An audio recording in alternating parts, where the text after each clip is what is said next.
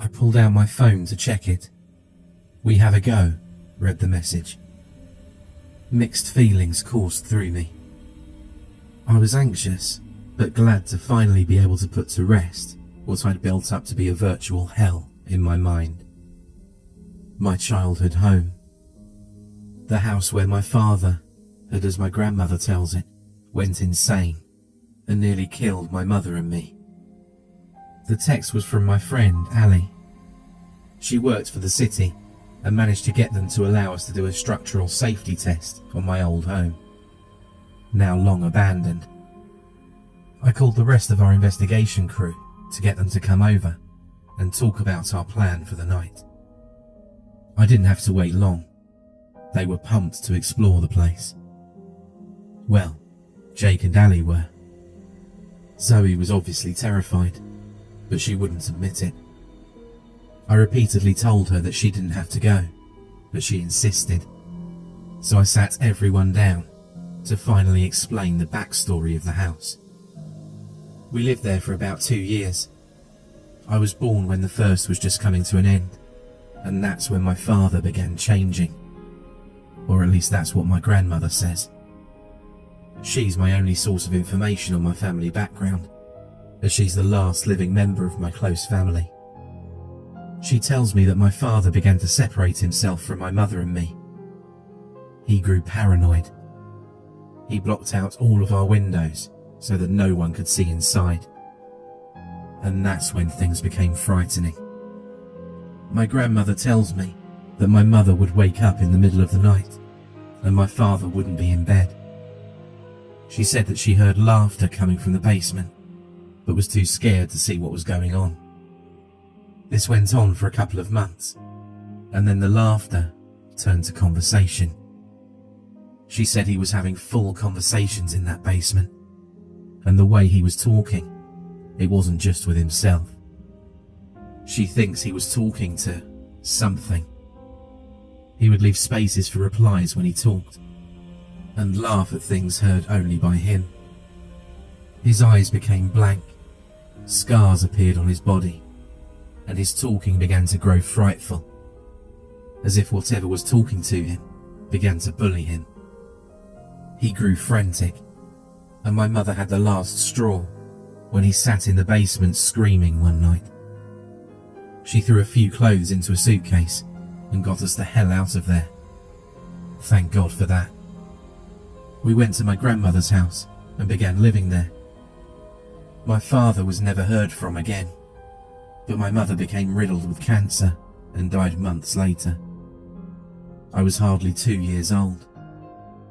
I didn't learn any of this until after I graduated high school, which I understand. Only recently did I gain the desire to visit that old house. From what I'd heard, it had been abandoned since we left, and I'm not sure if that's good or bad. My friends listened attentively as I relayed all of this information to them, revealing a past that none of them had known.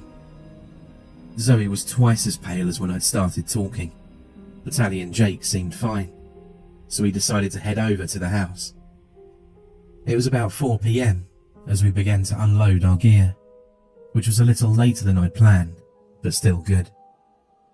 We took our first steps inside, and my jaw dropped. Everything was still in there, just how we'd left it 20 years ago. A shiver went down my spine. This was the house where the father I never knew went insane. We set up some lanterns around in the basement. I debated between portable lights and lanterns, and I felt that lanterns were more trustworthy. We looked around in the basement, but found it was exactly like the upstairs. Everything in the same place as 20 years ago. We headed back upstairs to lock up our van, and looked to see the sun already halfway down the horizon. I did not want to explore this place at night. We went back inside to debate our options. I was leaning towards packing up and coming back another day, but Ali told me the city wouldn't want to let us back into an abandoned house again. She convinced me to stay, and as we finished talking, we heard a sound from downstairs. Laughter. It was somebody laughing. Ali stood up and sprinted for the stairs, and Jake and I were right behind her, until I looked back and noticed Zoe rooted to the spot on the floor. I let Ali and Jake go and went back to her. "Come on, we've got to go," I said, but she wouldn't budge. And that's when I heard a scream come from downstairs. I ran to the landing, which then led upstairs, to meet Jake sprinting up frantically. "Whoa, Jake," I said, but he ran right on past me. I followed him as he ran straight to the front door. He tried to yank it open, but for some reason, it wouldn't. It remained stuck in place as he pulled with everything he had. "Jake, what are you doing?" I asked him repeatedly. But he just kept on trying to pull the door open. "Jake," I screamed, and that finally got his attention. He began to cry and fell into a heap on the floor. Zoe crawled away from him as if he had some horrible disease. "Jake," I said quietly, "where's Ali?" He took her," Jake said. He sounded like a frightened child that thought he'd seen a ghost. "Who?" I asked. I don't know," he said. I felt fear begin to course through my veins, but I needed to find Ali. I waited for Jake to calm down and asked him to come with me. I can't believe it, but he said yes. My fear subsided slightly to know that someone would be with me, and we made our way to the stairs. Jake was hesitant, so I took the lead. The lanterns provided the only light, as it was completely dark outside now. As I walked, I heard a soft noise. It sounded like someone muttering under their breath. I took a peek into the laundry room and saw Ali wedged into the corner by the washing machine. She was rocking back and forth, muttering under her breath. "Ali," I whispered. She turned her head towards the door, and her eyes looked blank.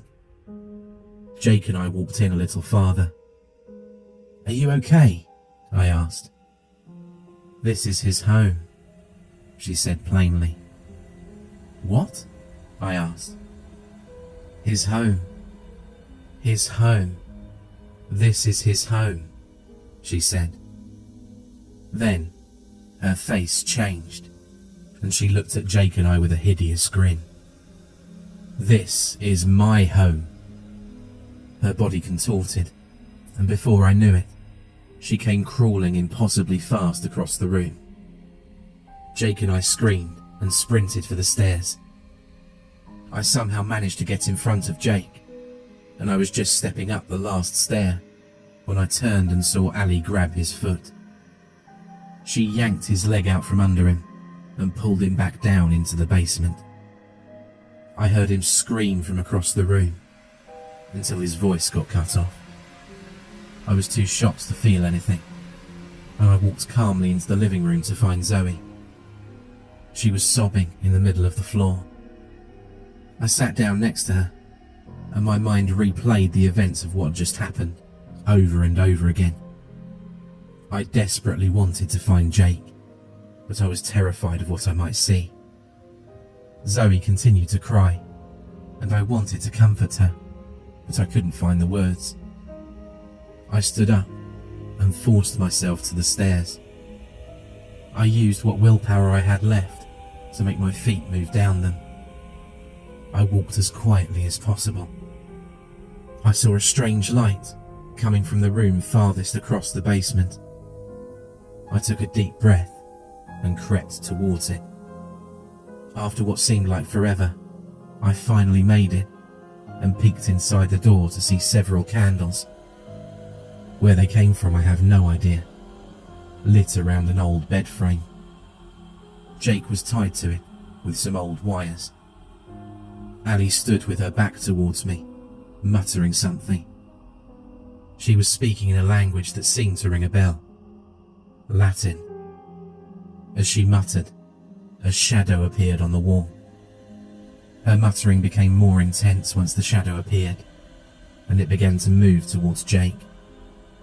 I shuddered, but I had to keep watching. The shadow seemed to disappear into Jake, and right then, Ali's head twisted around to make eye contact with me. "Run," she said with a smile. Jake's head lifted up, with only the whites of his eyes showing. His mouth opened, revealing long, sharp, white teeth, and he let out a roar. I turned and sprinted for the stairs. Just before I entered the stairwell, I glanced back to see Jake running like a gorilla, pounding his fists on the ground. I kept on screaming as I ran up the stairs, and barely managed to get up the last one when he caught up with me. He seemed unwilling to go up the last step, and he growled at me from the top stair. "What's wrong with you?" I whispered as I cried. He gave me a grin and said, "Diabolus in habitat." A memory came surging to my mind. The only thing I've ever remembered from when I lived in that house. I remember being in that exact spot as a child, looking at my father on the stairs, and I remember him saying this exact thing. "The devil dwells within." That's what my father had said, and that is what Jake had just said. I was more scared at this moment than any other moment in my life. Jake then turned and walked back down the stairs. I remembered that Zoe was still upstairs and ran to check on her. She wasn't in the living room. I ran around calling her name and noticed that one of the bedroom doors was closed. I gently opened it and looked inside. My blood ran cold.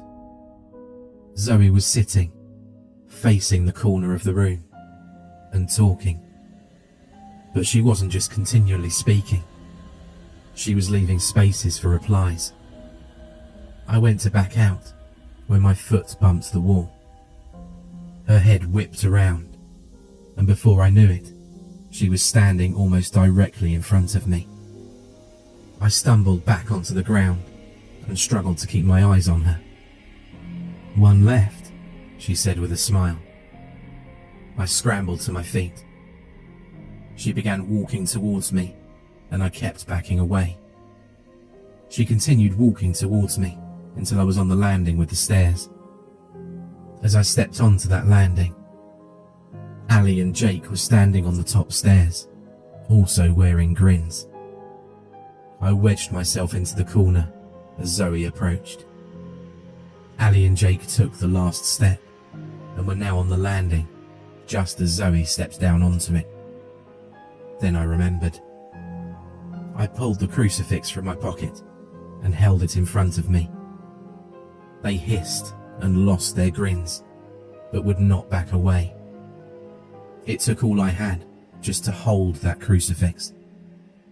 Then I heard the sound of someone walking up the stairs. Jake and Ali parted, and a figure came up between them. The familiar figure stood up onto the landing, took the crucifix from my hand, and said, "Welcome home, son."